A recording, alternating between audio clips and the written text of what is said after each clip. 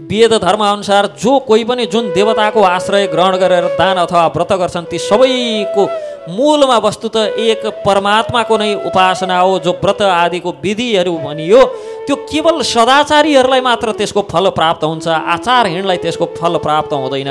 आचारहीन व्यक्तिलाई 6 अङ्ग साथ अद्वैत वेदले पनि पवित्र गर्न सक्दैनन् त्यस्ता आचारहीन व्यक्तिलाई। जसरी पखेटा उम्रे पछाडि चराको चल्लाले बच्चाले गुण छोड्छन्, त्यसै गरी आचारहीन व्यक्तिलाई वेदले मृत्युको समयमा त्यागिदिन्छन्। आचारहीनम न पुनन्ति वेदायद्यप्यधीता षड्भिरङ्गै। जसरी पखेटा उम्रे पछाडि चराको बच्चाले बचराले गुण छोड्छ त्यसै गरी आचारहीन व्यक्तिलाई मृत्युको समयमा षड अङ्गसहित वेदले छोड्दै नै गर्छन्। यसकारण आचारहीन भए पछाडि आचरणहीन व्यक्तिलाई यो कुनै तीर्थ व्रत आदिले फल प्रदान गर्न सक्दैन। जसरी कपालमा राखिएको जल अनि कुकुरको छालामा राखिएको दूध स्थान दोषले अशुद्ध हुन्छ, त्यसै प्रकार आचारहीन व्यक्ति पनि अशुद्ध हुन्छ। आचार वृत्ति यत्नपूर्वक रक्षा गर्नुपर्छ, किनभने धन जो आउँछ जान्छ, धनबाट हीन हुँदाहुँदै पनि दिनहीन त्यस्ता व्यक्ति नहुन सक्छन्। तर जो आचरणबाट गिरेको व्यक्ति छ त्यो मरे समान हो। आचरणहीन व्यक्ति जीवित रहँदै पनि सास फेर्दै पनि मृत तुल्य हुन्छ। यसकारण धर्मको मूल भनेको आचरण नै हो, आचार नै हो। आचरणबाट च्युत व्यक्तिलाई न कुलीन भन्न सकिन्छ न धार्मिक भन्न सकिन्छ। दुरात्मा व्यक्ति जस्तो कुलमा जन्मे पनि के गर्ने, जति महान कुल भए पनि के गर्ने। तर आचरण भयो भने हिरण्यकश्यपको कुलमा जन्मेका पनि प्रहलाद महाराज हुन सक्छन्। आचरण भएन भने कश्यप नन्दन पनि हिरण्याक्ष र हिरण्यकश्यप हुन्छन्। यसकारण कुल आदि हेरेर हुँदैन, आचरण प्रधान हो। र यस सम्बन्धमा भगवान कृष्ण युधिष्ठिरलाई भन्नुहुन्छ, युधिष्ठिरलाई मानव शङ्का भयो कुलीन व्यक्ति कसरी आचरणहीन हुन सक्छ भन्दा सुगन्धित फुलमा किरा पर्दैनन् र मिठो फल मिष्टान्न फलमा किरा पर्दैनन् र यति मिठो फल यसमा त किरा पर्दैनन् भनेर सोच्न सकिन्छ र यति सुगन्धित पुष्प छ यसमा त किरा पर्दैनन् भनेर सोच्न सकिन्छ र त्यसै गरी उच्च कुल हुँदाहुँदै पनि निम्न कोटिको व्यक्ति त्यो कुलमा उत्पन्न हुन सक्छ, कुलघाती उत्पन्न हुन सक्छ। उत्तम कुलमा पनि दुराचारी उत्पन्न हुन सक्छ र हीन जातिमा उत्पन्न व्यक्ति पनि शौचाचार सम्पन्न भयो भने सबै धर्म त्यसले जानेको मान्नुपर्छ र सज्जन एवं कुलीन र श्रेष्ठ छ भनेर त्यस्ता व्यक्तिलाई पुज्नुपर्छ।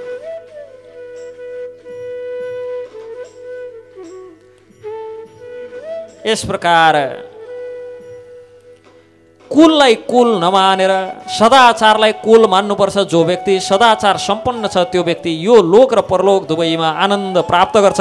न कुलम कुलम इत्याह उराच चार कुलम उच्यते आचार कुशलो राजन्य चामोत्र नन्दते। न कुलम कुलम इत्याह, कुललाई कुल मान्ने होइन, सदाचारलाई कुल मान्ने हो। सदाचारीहरूको मात्र कुल हुन्छ, दुराचारीको कुल हुँदैन।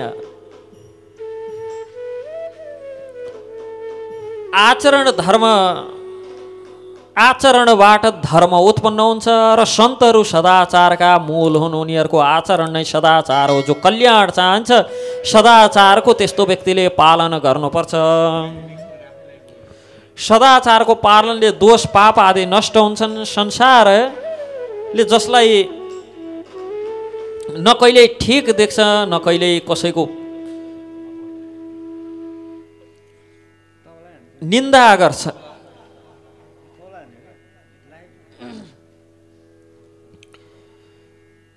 त्यस्ता व्यक्तिहरूलाई श्रेष्ठ मानेर आदरको दृष्टिले स्मरण गर्दै ती व्यक्तिहरूले जस्तो आचरण गर्छन् त्यस्तै आचरण गर्नुपर्छ। नास्तिक ईश्वरीय आस्थाबाट रहित तथा गुरु एवं शास्त्रको अवज्ञा गर्ने, उल्लङ्घन गर्ने, अधर्म एवं दुराचारी त्यस्ता व्यक्ति मृतक तुल्य हुन्। यदि कोही व्यक्ति यस्ता लक्षण भएका छन् भने त्यस्ता व्यक्तिहरूको सङ्गत तुरुन्तै त्याग्दिनुपर्छ। तर यदि कोही व्यक्ति सम्पूर्ण लक्षणबाट हीन हुँदाहुँदै पनि सदाचार सम्पन्न, श्रद्धालु एवं अनिन्दक छ भने त्यस्ता व्यक्तिलाई सधैँ पूजा गर्नुपर्छ। व्यक्ति सधैँ ब्रह्म मुहुर्तमा उठ्नुपर्छ। सदाचार कहाँबाट सुरु हुन्छ भन्ने कुरो उठ्ने ठाउँबाट सुरु हुन्छ।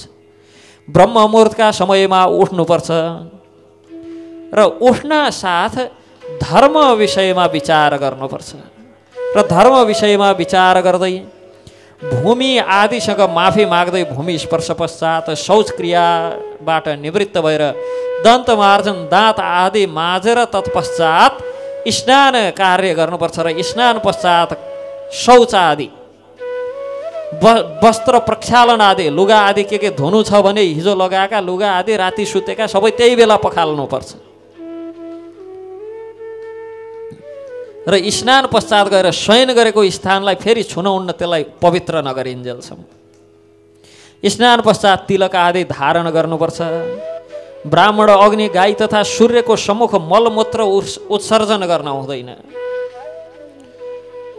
दिनमा उत्तरतर्फ र रात्रिमा दक्षिणतर्फ भएर मलमूत्र विसर्जन गर्नुपर्छ। प्रातकालमा नित्य क्रियाबाट निवृत्त भएर आचमान अन्ततः समाहित भएर प्रात सन्ध्या गर्नुपर्छ। यस प्रकार वाणीमा नियन्त्रण राखेर मौन भएर सायं सन्ध्या गर्नुपर्छ। भगवान सूर्य उदाउँदै गरेको सूर्य र अस्ताउँदै गरेको सूर्यलाई हेरेर बस्नुहुन्न। ऋषिहरूले दीर्घकालीन तपस्या आदिबाट दीर्घायु प्राप्त गरेका छन्। धार्मिक जो राजा छन् त्यस्ता व्यक्तिहरूले जो दण्ड विधान अनुसार न्याय गर्ने स्थानमा नियुक्त छन् ती व्यक्तिहरूले जो दुई प्रात तथा सायं बिहान र बेलुका सन्ध्या वन्दन गर्दैनन्, जप तप गर्दैनन्, हरिस्मरण गर्दैनन्, हरे कृष्ण कृष्ण कृष्ण हरे हरे, हरे राम राम राम हरे हरे, जसले हरिस्मरण गर्दैनन् त्यस्ता व्यक्तिहरूलाई शूद्र कर्ममा नियोजन गर्नुपर्छ। तिनलाई मजदुरीमा लगाउनुपर्छ। जसले आफूलाई दुई जातिका मानेर भन्छन् तर बिहान र बेलुका सन्ध्या वन्दन गर्दैनन्, स्नान आदि कार्य गर्दैनन्, शौचक्रियाबाट निवृत्त भएर सन्ध्या वन्दन गर्दैनन्, हरिस्मरण गर्दैनन् भने तिनलाई शूद्र कर्ममा नियोजित गरिहाल्नुपर्छ। तिनलाई मजदुरीमा लगाउनुपर्छ। तिनलाई उच्च स्थान दिन हुँदैन। अनि पृथ्वीमा तृण आदि राखेर शिर वस्त्रले ढाकेर मलमूत्र आदि त्याग गर्नुपर्छ। गाउँ, आश्रम, तीर्थ क्षेत्र, बाटो, जोतेको खेत, गोठ एवं गाई आदिको मार्गमा पिसाब फेर्दैन हुँदैन। गाई हिँड्ने आदि बाटोमा, गाउँको बिचमा, आश्रममा, तीर्थ अनि क्षेत्र, मार्ग अनि जोतेको खेत अनि गोठ एवं गाईहरू हिँड्ने मार्ग, यति ठाउँमा पिसाब फेर्न हुँदैन। हामी यसरी नियम पालन गर्ने सदाचारमा रहनेहरूलाई शौच गरे पछाडि हात धुनुपर्छ, मलमूत्र त्याग गरे पछाडि गुह्य अङ्गहरू पखाल्नुपर्छ भन्ने पनि थाहा नहुनेहरू, कागजले पुस्नेहरू आजकल आएर साबुन पानीले हात धुनुपर्छ भनेर सिकाउँछन्। हामी त्यति गरे पछाडि त्यो वस्त्रसितै नुहाउनुपर्छ भन्ने संस्कारमा हुर्केका व्यक्तिहरूलाई दिशा पिसाब गरेपछि कागजले पुछेर हिँड्नेहरू साबुन पानीले हात धुनुपर्छ भनेर पोस्टर सोस्टर टाँसिरहेका हुन्छन्। दुर्भाग्यको विषय छ शास्त्र अध्ययन नगरेर यो सबै समस्या।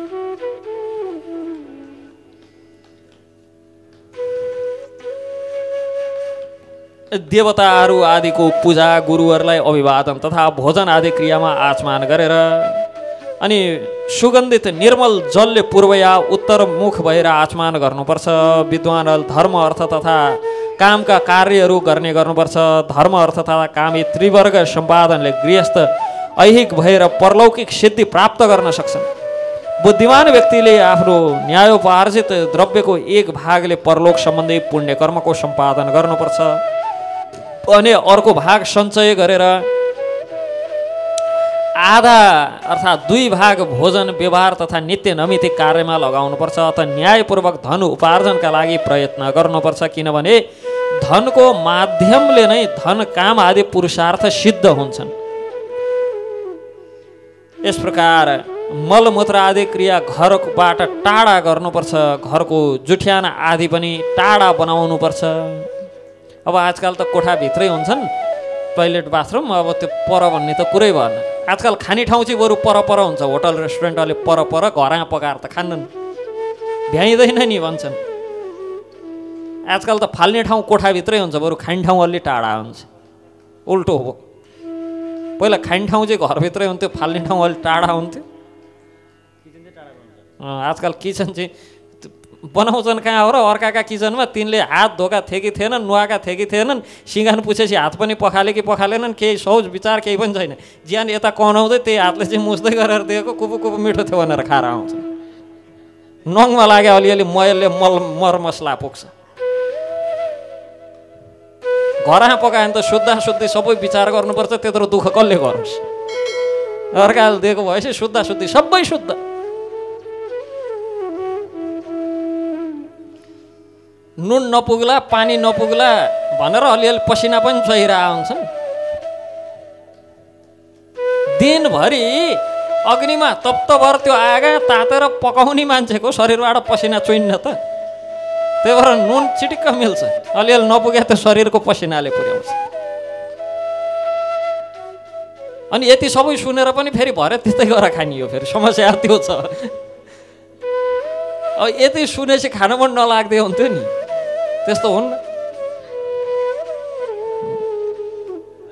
त्यही भएर आजकल फाल्ने चाहिँ कोठाभित्रै, कतै बस्नु ओर्नु पर्यो भने पनि एट्याच बाथवाला कोठो छ कि छैन? नत्र मलाई राति निन्द्रै पर्दैन त्यो दुर्गन्ध भएन भने।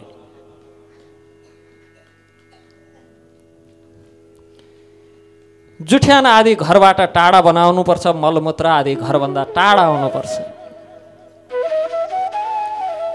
नङ काटे पछाडि तेलद्वारा शरीर मले पछाडि, तेल लगाए पछाडि शरीरमा, कपाल काटे पछाडि र दीर्घ शङ्का गरे पछाडि स्नान गर्नुपर्छ र स्नान पश्चात पुनः तिलक लगाउनुपर्छ शरीरमा। अरू कि स्त्रीलाई नग्न हेर्न हुँदैन र आफ्नै पनि मलमूत्र आदिलाई हेर्न हुँदैन। जलमा मलमूत्र उत्सर्ग गर्न हुँदैन। जलमा मैथुन क्रिया आदि गर्न हुँदैन। अनि कपालमाथि, खरानीको थुप्रोमाथि मलमूत्र, भुस, अङ्गार, अस्थिपञ्जर, डोरी आदिमाथि, कुचो आदिमाथि बस्न हुँदैन, टेक्न हुँदैन। ब्राह्मण आदिलाई प्रणाम गरेर, ब्राह्मण आदि देख्यो भने बस्नका लागि, सन्त आदि देख्यो भने आसन प्रदान गर्नुपर्छ। र घरमा सन्त आदि आउँछन् भने तिनलाई अलि परसम्म आफै पुर्याउन जानुपर्छ। ए ल जाने बेला भयो गइहाल्नुहोस् भनेर पठाइहाल्ने नि ढोकाबाटै, पुर्याउन जानुपर्छ अलि परसम्म। बल्ल गए ढुक्क भयो भनेर ढोकैबाट निस्किन साथ ड्याममा ढोका बन्द गरेर आनन्दै भयो। बसेर बडो प्रवचन दिइरहेको थिएँ, प्रवचन गरिरहेको थिएँ। पुर्याउन जानुपर्छ। टुटे फुटेका आसनमाथि बस्न हुँदैन। टुटे फुटेका पात्रहरूको उपयोग गर्न हुँदैन। अनि कपाल खुला राखेर भोजन ग्रहण गर्न हुँदैन। नग्न भएर स्नान र शयन गर्न हुँदैन। जुठो स्थानमा टेक्न हुँदैन। जुठो स्थानमा बस्न हुँदैन र जुठो हातले शिरको स्पर्श गर्न हुँदैन। अब आजकल त चम्चीले खाएपछि जुठो हुँदैन भन्छौँ हामी। फेरि चम्चीले खाएपछि पनि जुठै हुन्छ हात।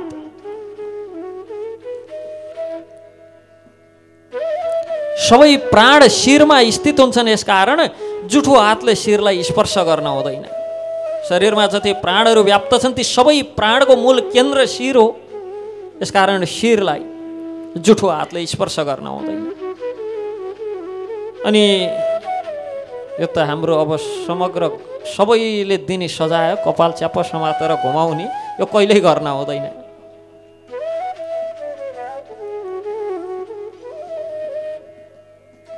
र टाउको दुईटै हातले यसरी यसरी कन्याउन हुँदैन। आचरणहरू त यहाँ कति सानसाना कुराहरू हो, कहिले काहीँ वाक्क दिक्क लाग्दा गरेर कन्याउँछौँ। दुवै हातले शिर दुवै हातले कन्याउनु हुँदैन, अलक्षण हो त्यो। बिना कारण शिरदेखि स्नान पनि गर्न हुँदैन भने दैनिक स्नान त गर्नुभयो, कहिलेकाहीँ हाम्रो हुन्छ नि यसो गरेर टाउको मात्र थापेर यसो भिजाएर कपाल मिलाउँदै आउने, त्यस्तो गर्न हुँदैन। कि पुरै सशरीर स्नान गर्नुपर्छ, नत्र गरेर टाउको मात्र यसो पानीमा थापेर भिजाएर जुन कपाल हल्लाउँदै जुल्फी हल्लाउँदै हिँड्न हुन्न।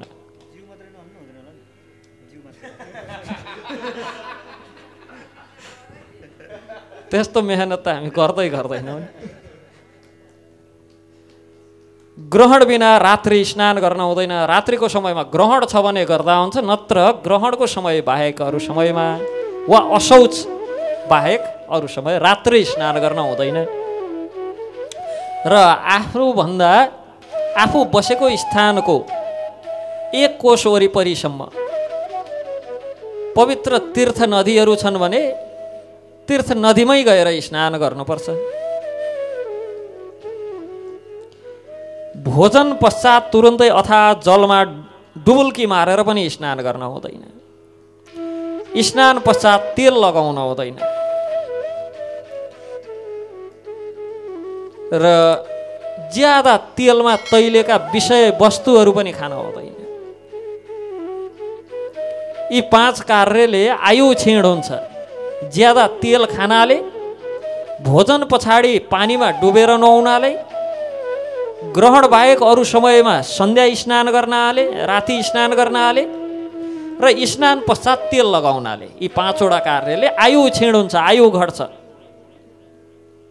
गुरुजन तथा आफूभन्दा श्रेष्ठ व्यक्तिहरूलाई दुर्वचन प्रयोग गर्न हुँदैन। यदि क्रुद्ध छन् भने पनि प्रसन्न गराउने उपाय लगाउनुपर्छ। ए आज रिसाएर आएर छन्, अब अलिअलि गरेर यस जिस्क्याउँहरू अलि तिनको रिस चाहिँ अलि बढाइदिउँ न, त्यस्तो स्वभाव राख्नु हुँदैन। के गर्नाले प्रसन्न हुन्छन्, प्रसन्न गराउनतिर विचार गर्नुपर्छ। अरूको निन्दाजनक कुरा गर्न हुन्न। बडो गाह्रो काम सबै अहिले भने जति सबै थोक गर्न सकिन्छ। हेर्नुहोस्, यो एउटा कार्य गर्न सकिन्न कि निन्दा स्वयं पनि गर्न हुन्न र निन्दकको कुरा पनि सुन्न हुन्न। यही चाहिँ गर्न सकिन्न। आफूले निन्दा नगर्नेसम्म पनि मान्छेले मुख टेप टालेर भयो नि बस्थे होलान्, तर अरूको निन्दा चर्चा नसुनिकन त बरु 2 छाक नखाएदेखि मान्छेलाई केही हुन्न। कतै खुचुर खुचुर खुचुर कसैको नाम ल्या सुनो भनेदेखि कान ठाडा भइहाल्छन्, जिउ त्यता तन्किहाल्छ स्वाभाविक रूपमा। मन बुद्धि अहङ्कार शरीर सबैले माग्न लाग्छ भिटामिन। के कुरा गर्न लागे, कसका बारेमा गर्न लागे।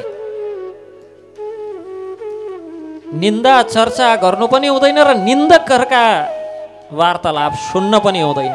यो सदाचारमा पर्दैन, यो दुराचार हो। कसैसँग केही समस्या छ भने उसैलाई गएर सुनाउने हो, तेस्रो व्यक्तिलाई सुनाउने होइन। कसैको कुनै आनी बानीमा खोट छ भने उसैलाई गर भन्ने हो, जसको खोट छ। सुधार गर्ने त उसैले हो नि। अर्को व्यक्तिलाई गर भनेर अर्को व्यक्तिले त सुधार दिँदैन। बेकारमा त्यो खोट आफूमा पनि आउँछ। किन त्यो दुराचारको भागी हुने आफू। र सकेसम्म प्रशस्त औषधिले युक्त, सिटामोल ब्रुसेट ब्रुफिन भन्न खोजेको होइन, जडीबुट्टीले युक्त आहारहरू भोजन गर्ने। रत्न आदिलाई धारण गर्ने, केशलाई निर्मल राख्ने, सुन्दर र शिष्ट भेष धारण गर्ने, सफा र उज्याला खालका वस्त्र धारण गर्नुपर्छ। किन उज्याला वस्त्रमा दाग लाग्यो भने तुरुन्त देखिन्छ। सफा सुग्घर राख्न सजिलो हुन्छ। तर उज्याला खालका वस्त्र भनन् भने 8-10 दिन 15-20 दिन लगाए पनि कसैले केही भन्दैनन्, केही पनि देखिन्, आफैलाई पनि चित्त बुझिराख्छ। सफा सुग्घर शुद्धता निर्मलता राख्न सकिन्न। यसकारण उज्जवल प्रकारका वस्त्रहरू लगाउनु यी सबै सदाचारमा पर्छन्। अरूको किञ्चिन मात्र पनि धन लिन हुँदैन र अप्रिय बोल्न हुँदैन, सत्य एवं प्रिय वाणी बोल्नुपर्छ। अरूको दोषमाथि चर्चा नगर्ने, कसैप्रति दुश्मनी नसाध्ने, नदी किनारमा बहुत समयसम्म निवास नगर्ने, अनेक प्रकारले यहाँ चर्चा गर्नुहुन्छ के कुरालाई। अतिशय वेग सम्पन्न जलमा स्नान नगर्ने, जल्दै गरेको बल्दै गरेको घरभित्र प्रवेश नगर्ने। ओहो घरमा आगो लाग्यो, भित्र त मैले फलानु ठाउँमा पैसा लुकाएर राखेको थिएँ भनेर हाम नफाल्ने। अनि सब लिएर जाँदै गरेको मार्गमा, मलामी हिँड्दै गरेको मार्ग छ भने बाटो छोड्दिने र ठुलो स्वरले नबोल्ने, नचिच्याउने। यदि विवाहको जन्ती जाँदैछ अथवा मलामी जाँदैछ भने त्यस्तो स्थानमा गएर हल्ला खल्ला नगर्ने, शान्त भएर बस्ने। दुई दाँत किटेर नाक फुलाएर अरूलाई नहेर्ने। आचरण भन्ने कुरो गजबको छ। कति विस्तारपूर्वक लेखिएको छ क्या लेख्न पनि। दाँत नकेट्ने अर्कालाई हेर्दा, नाका पुरा नफुलाउने अर्कालाई हेर्दा राम्रो पनि देखिन्न। रिसा छ भने ठ्याक्कै थाहा हुन्छ त्यो देखेपछि। क्रोध प्रदर्शन फिटिक्कै नगर्ने। अनि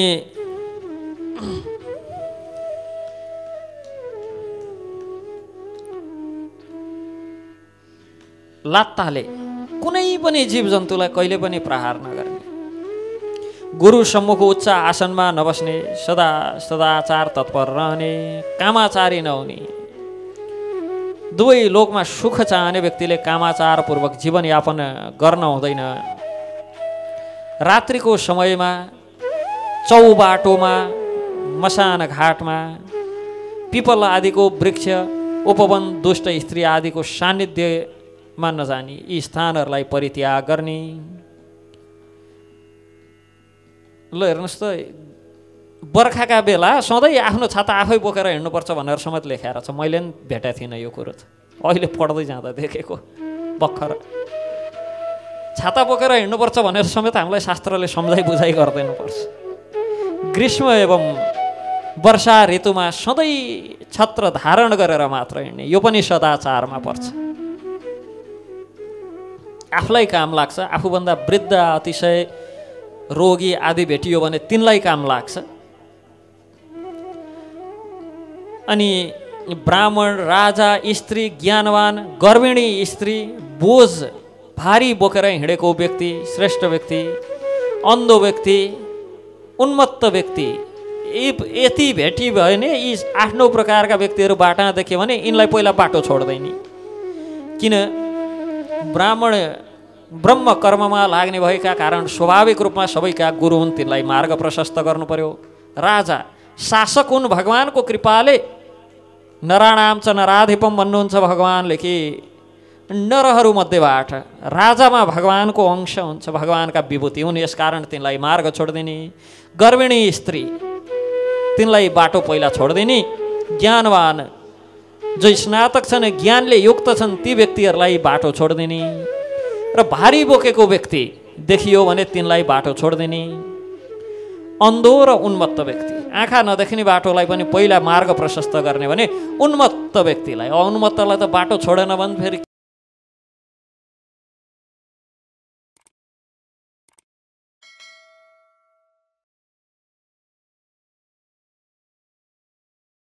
नगर्ने।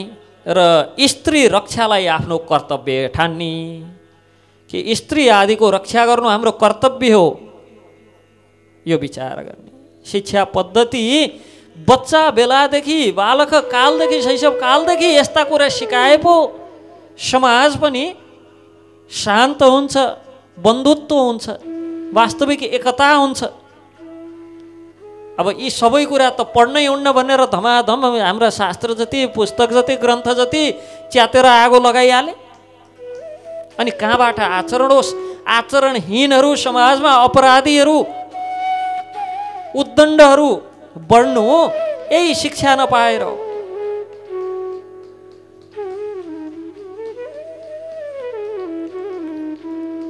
ईर्ष्याले आयु ह्रास हुन्छ अथवा ईर्ष्यालाई सर्वथा परित्याग गर्नुपर्छ। यदि व्यक्ति मूर्ख छ, उन्मत्त छ, व्यसनी छ, विरूप छ, अहङ्कारी छ, हिनाङ्ग छ, अधिकाङ्ग छ अथवा विद्याबाट हीन नै छ भने पनि, त्यस्ता व्यक्ति छन् भने पनि तिरस्कार चाहिँ गर्न हुँदैन। कसैको तिरस्कार नगर्ने, आधी रातमा भोजन नगर्ने र रात्रिको समयमा दही कहिले पनि नखाने, अरूको रहस्यका कुराहरू जान्ने उत्सुकता र अभिलाषा तुरुन्तै त्याग्ने। तीन ठाउँमा आउँछ यो एउटै प्रसङ्ग कि अरूका विषयमा जान्ने, के गर्दैछन्, कसो गर्दैछन्, च्याउने, चियो चर्चो गर्ने, पत्ता लगाउन खोज्ने, ए फलानुको त उसो छ र नि हो भनेर सोध्दै हिँड्ने, यो बानी तुरुन्त त्याग्ने। तीन ठाउँमा यो एउटै प्रसङ्ग आउँछ कि यो किन धेरै ठाउँमा आएको छ भन्दा सबभन्दा ठुलो समस्या नै मान्छेहरूमा यही छ।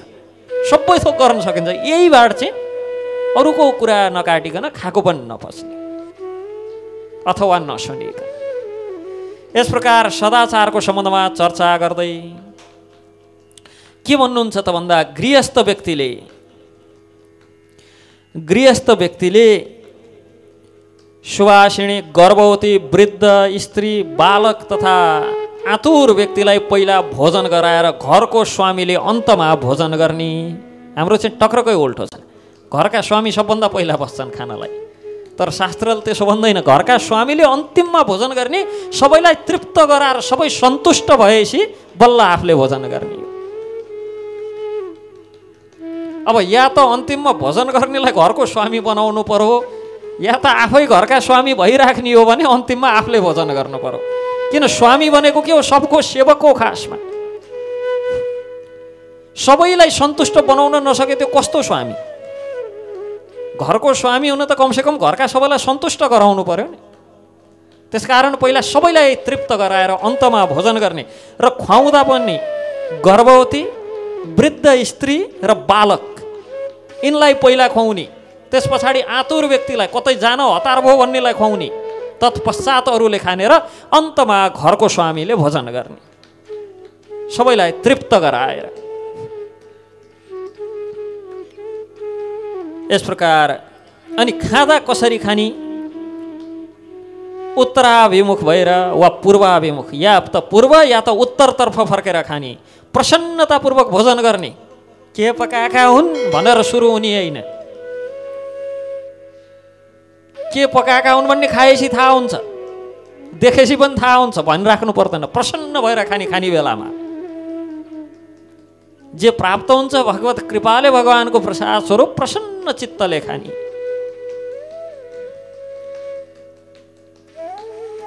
अनि शान्त, क्रोधरहित, प्रसन्न चित्त। बिहानभरि घरमा झगडा परेको छ भने पनि खाने बेलामा शान्त हुने, क्रोधरहित हुने, प्रसन्न चित्त हुने। पात्रमा, सत्पात्रमा राखेर भोजन पूर्व अग्रासन दिएर तन्मय भएर भोजन गर्ने। सबभन्दा पहिले मधुर पदार्थबाट सुरु गर्ने, मिठो कुराबाट सुरु गर्ने। तत्पश्चात छवटै स्वादहरू, तितो, टर्रो, अमिलो, नुनिलो सबै खाँदै गएर अन्तमा तीक्ष्ण पदार्थ, अलि अमिलो वस्तु केही खाएर अन्तमा फेरि मिष्ठान्न नै ग्रहण गर्ने। खाने कसरी पनि बताएको छ शास्त्रमा। यस प्रकार भोजन ग्रहण गर्ने। कोमल पदार्थहरू, एकदम कोमल प्रकारका खानेकुराहरू सुरुमा खाने, बिचमा गरिष्ठ व्यञ्जन र अन्तमा द्रव्ययुक्त व्यञ्जनहरूको भोजन गर्नाले व्यक्ति रोगमुक्त हुन्छ। दिनमा दही आदि छन् भने दिनमा खाने, रात्रिको समयमा दही, अनि रात्रिको समयमा उच्च पोषणयुक्त खानेकुराहरू खानाले जठर अग्निलाई समस्या हुन्छ। र आयु क्षीण हुन्छ र रात्रिको समयमा उच्च पोषणयुक्त खानेकुरा खाने व्यक्तिहरूका घरमा दरिद्रता निवास गर्छ। बाणीलाई संयम राखेर अन्नको निन्दा नगरिकन प्रशस्त खाने, पूर्वाभिमुख या उत्तर अभिमुख भएर भोजन गरेर भलिभाती आचमन आदि गरेर हात प्रक्षालन गरेर सावधानीपूर्वक आफ्ना अभिष्ट देवतालाई स्मरण गरेर अनि खानाको सुरुमा र अन्त्यमा भगवान श्रीहरिलाई स्मरण गरेर त्यो अन्न प्रसाद हामीलाई प्रदान गर्नुभएकोमा कृतज्ञता प्रकट गर्ने, प्राण अपान समान उदान तथा ज्ञानी पञ्च प्राण पुष्टि प्रदान गर्ने हे अन्न मेरा लागि सुखप्रद हुनुहोस्। अगस्त्य अग्नि वडवानल मद्वारा भुक्त भएको अन्न एवं पेय पदार्थलाई भलिभाँति पचाएर मलाई सुख प्राप्ति होस् र वासुदेव मलाई रोग रहित बनाएर राख्नुहोस्। यच्छत्तम रोगम खलु वासुदेव, भगवान वासुदेवलाई प्रार्थना गर्ने, हजुरबाट प्रदत्त यो अन्न खाएर यी सन्तहरूले अगस्त्य अग्नि वडवानल आदिद्वारा यो सबै राम्रोसँग पचोस् र मलाई ऊर्जा प्राप्त होस्, मलाई रोगविहीन राख्नुहोस् हे वासुदेव भनेर भगवानलाई स्मरण गर्ने। यस पश्चात आलस्य रहित भएर अब खाने, त्यस पछाडि पेट र टाउको कन्याउँदै सिरानीको आड खोज्ने त्यस्तो होइन। अब खाइहाल्यो, अब कता आड लाग्न पाइन्छ अनि मोबाइल यसो समातेर त्यस्तो होइन। आलस्य रहित भएर अनायास हुने कर्म गर्न लाग्ने। सन्ध्याको समय यदि कोही पथिक कोही अतिथि आइपुग्छन् भने पाद्य आसन आदिद्वारा स्वागत गर्ने, अन्न प्रदान गर्ने, शयनद्वारा सेवा गर्ने। दिनमा आएका अतिथिबाट विमुख हुँदाखेरि जो पाप लाग्छ, दिउँसो आएका अतिथिबाट विमुख भयो भने जति पाप लाग्छ त्यसको 8 गुणा पाप सन्ध्यामा आएका अतिथिलाई विमुख गरेर फर्कायौँ भने लाग्छ। यसकारण पनि साँझका पाहुनालाई देवता मानिन्छ। दिउँसो आएका पाहुनालाई चाहिँ यसै फर्काएको भन्दा 8 गुणा ज्यादा पाप सन्ध्याको बेलामा पाहुना फर्कायो भने लाग्छ। यस प्रकार सदाचारको सम्बन्धमा बताउँदै सदाचार सबै ऐश्वर्यका जनक हुन्, पिता हुन्। सदाचारले आयुको वृद्धि हुन्छ, सबै दोष दूर हुन्छन्। सदाचार यसकारण सबै आगम शास्त्रहरूमा सदाचारलाई प्रथम स्थानमा राखिएको छ।